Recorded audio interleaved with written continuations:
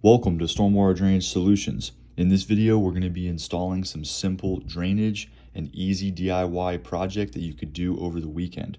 Right now, we are jetting out the channel drain and we are using the sump pump to go ahead and get that water out of the hole that we created there so we can continue to clean out that micro channel drain with our jetter. Now, as we're doing this, Miguel is running the sod cutter and he's going to be cutting a straight line all the way to that point so that we can then remove this sod and start digging our trench for our drain line. On this particular install, we are only going to be going to the sidewalk, unfortunately. Remember to give 811 a call before you do any excavation. That way they can come out and mark any utility lines that may be in the area. On this particular install, we are only going to the sidewalk because this county requires a permit to go under it and through the right-of-way.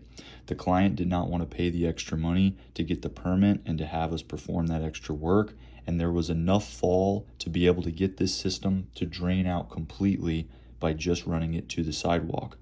So the situation we have going on here is the pool deck backs up and floods because that micro channel drain cannot be relieved in any way because it was dead-ended into the dirt. And that downspout is also creating a problem right here in front of the porch door. So we're going to go ahead and connect the downspout and the channel drain into an SDR35 PVC 4-inch drainage system.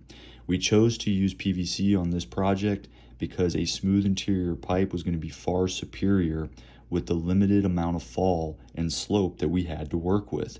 The PVC pipe, the smooth interior pipe, is going to allow any debris that gets into that system to travel a lot more efficiently through that pipe, and it will also help increase our gallons per minute flow rate. Now, a corrugated pipe would have worked well on this application if we had more fall to work with and we could get the slope on that pipe to at least 2 to 4% slope. So in a situation where you don't have hardly any fall and slope in the yard, a smooth interior pipe is going to be far superior. Use your level and double check your pipe slope to make sure that you do not have it back pitched in any sections. You also want to double check and make sure there are no bellies in the pipe. The easiest way to do this, though, is while you're digging your trench, make sure that trench is a flat bottom trench before you even install the pipe. Now, right here for our downspout drain, we are going to have to use a couple of 45-degree angles to be able to get this curve. We did not want to chip up and damage this footer here because it was abnormally thick and we knew there was going to be a lot of rebar in there as well. So instead of going ahead and just chipping that up and damaging it, we opted for using a couple of 45s just to turn and get our angle right there.